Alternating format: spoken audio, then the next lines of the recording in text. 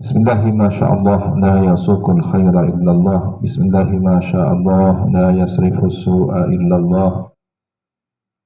Bismillahi masyaallah ma kana min ni'matin faminallah. Bismillahi masyaallah la hawla wa la quwwata illa billahil aliyyil azim.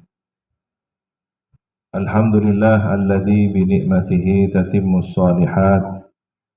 Allahumma salli ala sayyidina Muhammad wa ala ali sayyidina Muhammad kama sallaita ala sayyidina Ibrahim wa ala ali sayyidina Ibrahim wa barik ala sayyidina Muhammad wa ala ali sayyidina Muhammad kama barakta ala sayyidina Ibrahim wa ala ali sayyidina Ibrahim fil alamin innaka Hamidum Majid. Qala rabbi shrah li sadri wa yassir li amri wahlul 'uqdatam min lisani yafqahu qawli, amma ba'du. Yang kami hormati keluarga besar Pondok Pesantren Salafiyah Syafiyah Sukoharjo, yang kami hormati pengurus KBI HU Ibrahimi Pondok Pesantren Salafiyah Syafiyah Sukoharjo, para calon tamu-tamu Allah, tamu-tamu Rasulullah Sallallahu Alaihi Wasallam, para calon jamaah haji tahun 2026, seluruhnya muslimin muslimat hafizakumullah jami'an. Semoga senantiasa dijaga oleh Allah Subhanahu wa taala.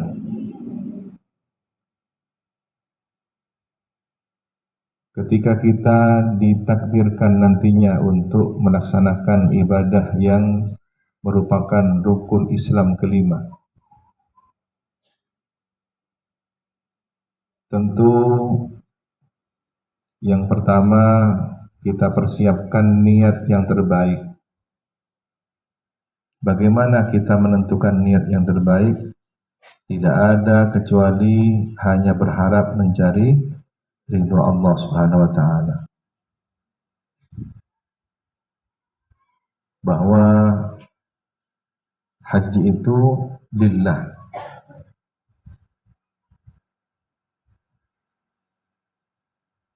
Dan kata dari lafaz haji bermakna bertujuan. Ahujju baitallah, saya menuju ke Baitallah, Makkah, Ka'bah al-Musyarrafah. Secara bahasa, al-hajju al-qasdu, memiliki tujuan. Tujuannya adalah ke tempat yang dimuliakan oleh Allah, yakni Al-Ka'batul Musyarrafah, Baitullah yang terletak di Mekah. Allah Subhanahu wa taala menciptakan dan memerintahkan malaikat untuk meletakkan tanda sebagai Baitullah itu setelah penciptaan bumi. Ketika masih bumi itu berupa lautan, yang pertama kali muncul dari dalam lautan sebagai daratan, itulah yang kemudian diberi tanda oleh malaikat Jibril sebagai awwalu baitin wudi'a lin-nasi, awal rumah diletakkan untuk umat manusia. Lalladzi bi Bakkah mubarakah.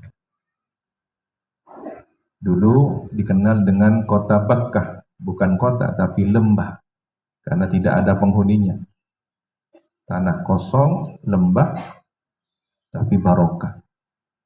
Kemudian Nabi Adam diperintahkan oleh Allah untuk memberikan tanda lagi. Jadi sejak Nabi Adam sudah ada Baitullah, bahkan diriwayatkan Nabi Adam beribadah haji. Di saat peristiwa Qabil dan Habil, Nabi Adam tidak ada di rumah, tapi ada di pelaksanaan ibadah haji. Jadi kejadian peristiwa Qabil Habil itu Nabi Adam tidak tahu karena sedang melaksanakan ibadah haji.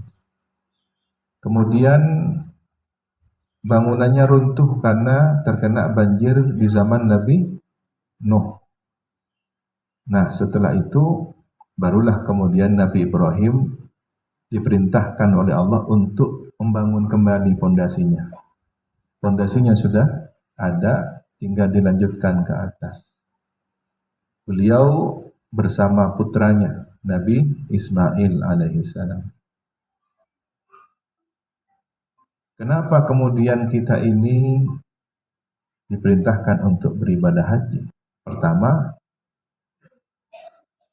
memang diperintah sebagai bentuk penghambaan, sebagai bentuk ta'abbudi. Maka sebagai seorang hamba kalau sudah diperintah oleh Tuhannya, seorang hamba yang betul-betul pasrah, dia akan pasti melaksanakan tanpa bertanya-tanya. Jadi engkau ada pakuan dan panggilan, tak usah tanya. Lah apa je, puasa ya puasa, haji ya haji. Jadi engkau mahduk ke Allah, ciptaan Gusti Allah, kabulan Gusti Allah, lancaan Allah. Begitu seharusnya seorang hamba yang pasrah. Tetapi kadang-kadang akalnya manusia bertanya, apa ya perdoa apa aja? Apa hikmahnya sholat? Apa hikmahnya puasa? Apa hikmahnya haji? Ada pertanyaan semacam itu. Apakah boleh kita mencari hikmahnya? Silahkan. Fa'tabiru ya ulil albab, afala ta'qilun, afala tatadhakkarun. Quran memotivasi, memberikan anjuran kepada umat manusia untuk berfikir, untuk merenung, mencari pelajaran hikmah.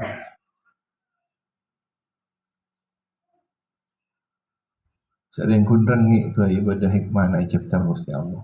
Ma khalaqta hadza batilan subhan.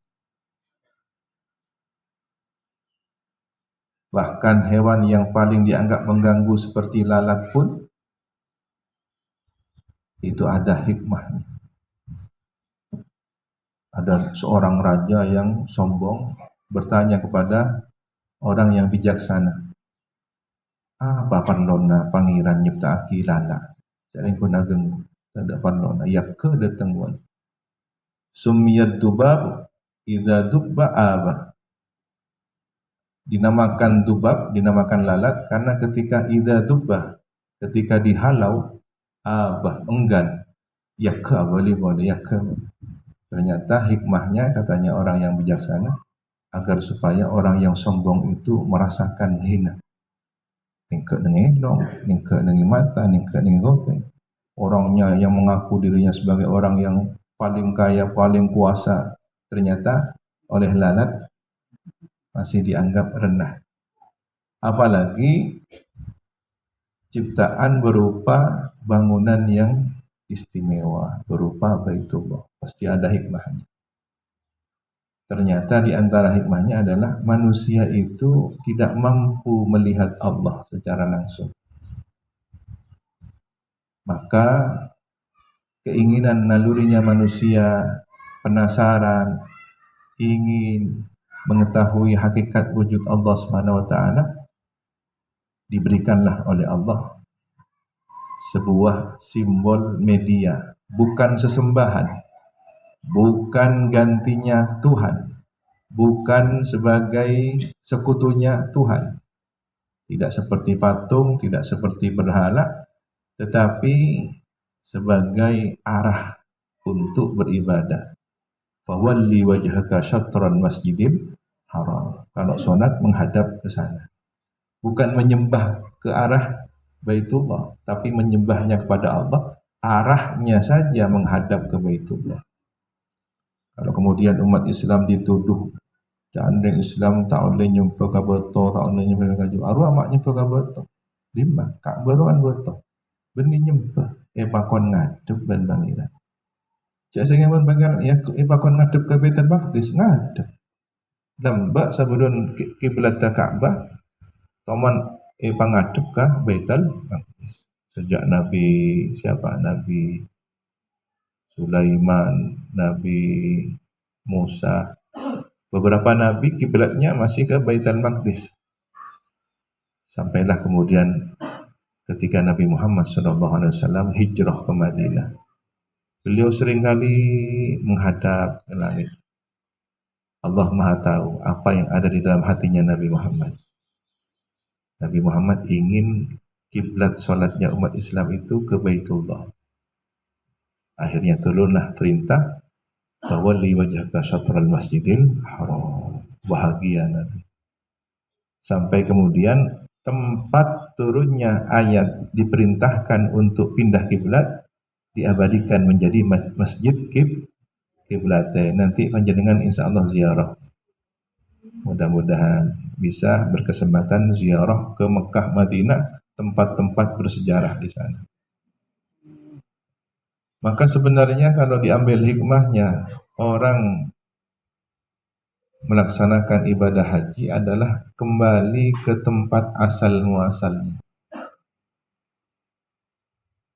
Ondeng matura biasanya bodoh lemah sesepuh. Napa istilah namun compok bunga supona. Lemah sesepuh. Telem kona patobin. Patobinah. Biasanya tempat awal atau kelahirannya sesepuh yang di